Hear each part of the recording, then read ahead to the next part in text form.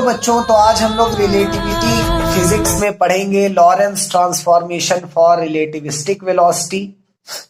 तो Lorentz transformation for relativistic velocity में हम लोग वेलोसिटी का जो पिछली बार रिलेटिविस्टिक वेलोसिटी का रिलेशन देखे थे, अब उसका लॉरेंस ट्रांसफॉर्मेशन कोऑर्डिनेट्स की मदद से थोड़ा सा इक्वेशन देखते हैं और ux का ux डैश के साथ क्या रिलेशन होगा। हालांकि वहां से रिलेशन हम लिख सकते हैं, पर क्या यहां से भी हमें मिलता है कि नहीं, इस चीजों को देखेंगे, ठीक है ना।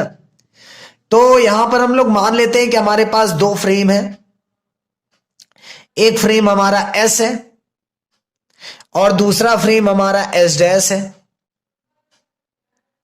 अब मामला वही है कि S डैश v वेलोसिटी से चल रहा है, किसके रिस्पेक्ट में, S के रिस्पेक्ट में।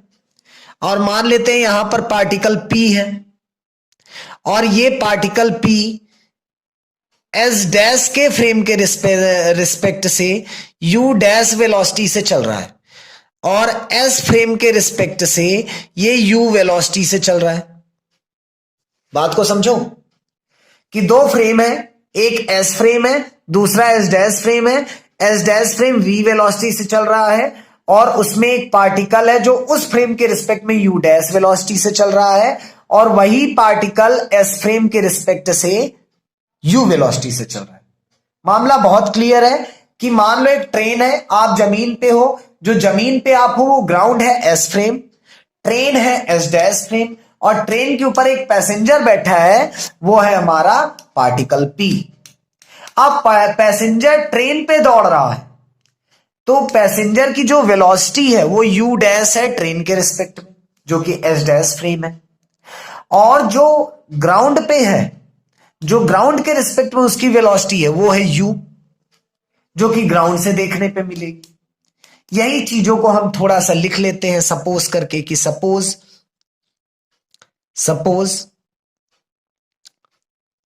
Velocity of particle, velocity of particle with respect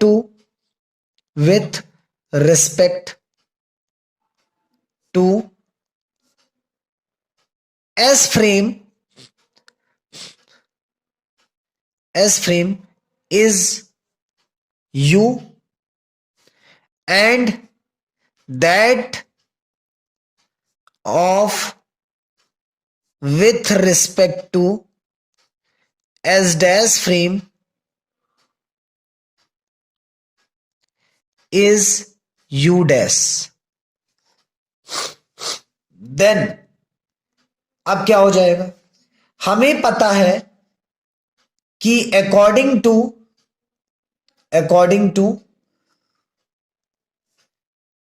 Lawrence transformation, LT में लिख दे रहा हूं, सॉरी LT है, लॉरेंस ट्रांसफॉर्मेशन इक्वेशंस।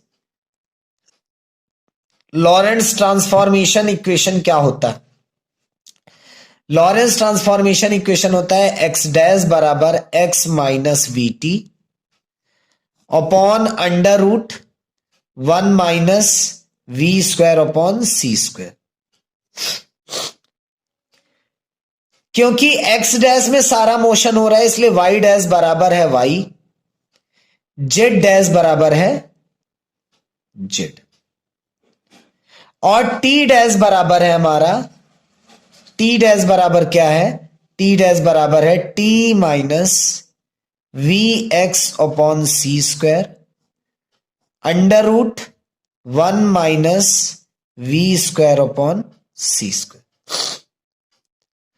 अब अगर इन्हें पार्शियली डिफरेंशिएट किया जाए इन सारी चीजों को, तो हमें क्या मिल जाएगा, डी एक्स डैश बराबर d x minus v d t. अब कहोगे वी का सर आप नहीं किए, वी कांस्टेंट है बेटा, एस डैश फ्रेम तो अपने कांस्टेंट वेलोसिटी से चलेगा और नीचे भी ये हमारा कांस्टेंट है 1 माइनस वी स्क्वायर अपॉन सी स्क्वायर। इसी तरह यहां पर डी वाई डैश बराबर हो जाएगा डी वाई के।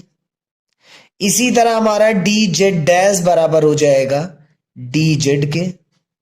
और इसी तरह हमारा डी टी डैश हो जाएगा d t minus v d x upon सी square whole under root 1 - v square upon सी स्क्वायर।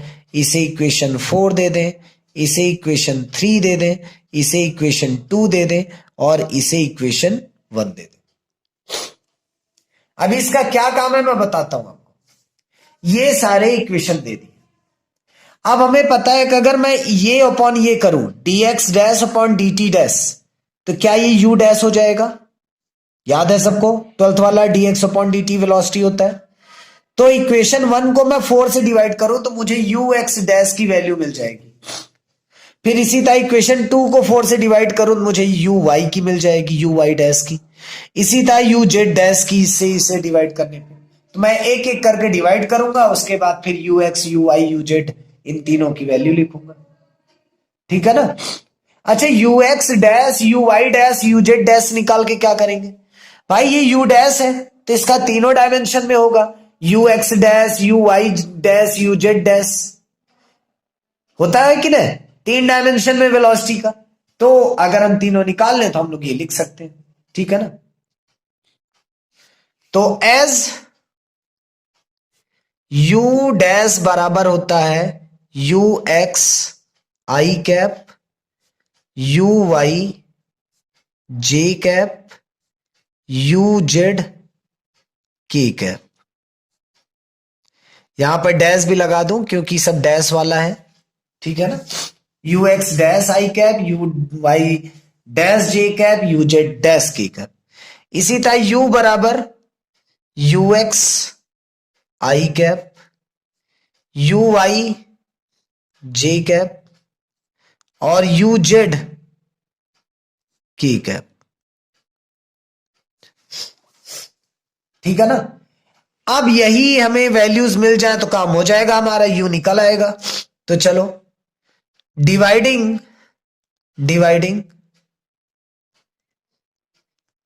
इक्वेशन 1/4 तो क्या हो जाएगा dx dash upon dt dash और ये बराबर है ux डैश की और ये बराबर हो जाएगा हमें dx डैश और dt डैश।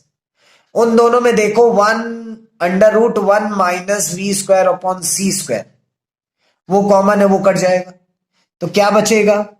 क्या बचेगा यहां पर dx minus v dt upon और इसमें क्या बचेगा dt minus v dx upon सी स्क्वायर ये बचे। अब देखो क्या कर सकते हैं। अगर मैं न्यूमरेटर मतलब ऊपर वाले को और डिनोमिनेटर नीचे वाले को दोनों को dt से डिवाइड कर दूं तो क्या हो जाएगा? क्या हो जाएगा?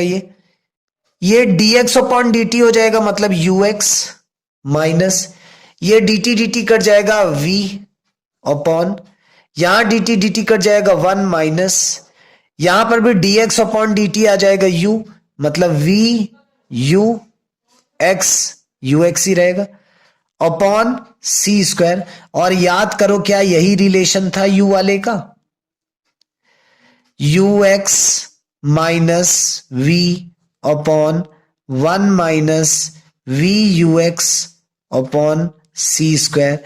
यही रिलेशन निकाले थे रिलेटिविस्टिक वेलोसिटी का। अब हम लोग अगर बात करें uy डैश की मतलब अब किसे डिवाइड करना है? Dividing equation second by 4। Second वाले को 4 से डिवाइड कर रहे हैं तो सेकेंड वाले को 4 से अगर डिवाइड करेंगे तो क्या हो जाएगा dy dash upon dt dash और ये हो जाएगा uy डैश। और इसमें देखो अब इसमें हमारा अंडर रूट वाला टर्म नहीं कटेगा तो क्या मिलेगा यहां पर हमें डी वाई होता है डी वाई डैश की जगह पर, और यहां पर हमें मिलेगा डी टी डैश, नहीं sorry, d t minus v d x upon सी square whole upon under root 1 minus v square upon सी स्क्वायर। अब क्या होगा, इसके बाद हम लोग क्या कर सकते हैं, अब इसके बाद हम लोग क्या करेंगे कि इस चीज को ऊपर भेज देंगे, ये ऊपर चला जाएगा, और उसके बाद फिर से पूरे इक्वेशन को dt से डिवाइड कर देंगे। तो क्या हो जाएगा, पूरे इक्वेशन को अगर मैं dt से डिवाइड करूं, इसे ऊपर भेज दूं, तो ये हो जाएगा यू वाई अपॉन, इसके साथ रहेगा अंडर रूट में 1 माइनस वी स्क्वायर अपॉन सी स्क्वायर, और यहां पर हमारा क्या हो जाएगा 1 माइनस वी यू, अच्छा यहां पर क्या होता था, y था तो यहां पर y रहेगा dy, है ना, y वाले के लिए है ना, ये dy रहेगा, सॉरी dy नहीं रहेगा, यहां पर dx ही रहेगा, क्योंकि ये तो t का था ना यहां पर, हाँ ठीक है, ये dx ही रहेगा। तो ये dx है, तो dx अपॉन dt क्या हो जाएगा, ux हो जाएगा, dx अपॉन dt क्या हो जाएगा, ux हो जाएगा अपॉन सी स्क्वायर, ये रिलेशन हो जाएगा हमारा। हम क्या किए हैं कि पूरे इक्वेशन को किससे डिवाइड कर दिए हैं, dt से डिवाइड किए हैं, पूरे इक्वेशन को dt से डिवाइड कर दिए। तो हमारा देखो uy क्या मिल गया हमें, uy डैश हमें मिला, uy डैश हमें मिला, क्या मिला, uy into under root 1 minus v square upon C square, 1 minus we you x upon C square, ये आपका सेकेंड है। मतलब जो यू वाई वाला है वो वाला यू वाई डैश के बराबर नहीं है, बल्कि कुछ टर्म आया इसमें। इसी तरह यू जेड निकालेंगे हम लोग, तो यू जेड का मैं डायरेक्ट लिख दूं, क्योंकि यू जेड और यू वाई आइडेंटिकल ही आने वाले हैं। तो यू जेड बराबर क्या हो जाएगा, यू जेड डैश बराबर u z under root 1 minus v square upon सी स्क्वायर होल, यहां पर सॉरी ये होल नहीं रहेगा, यहां पर रहेगा 1 minus we you x upon C square, ये आपका यू जेड डैश का फॉर्मूला है। तो ये आपके आ गए Lorentz transformation formula for velocity, Lorentz transformation formula for velocity.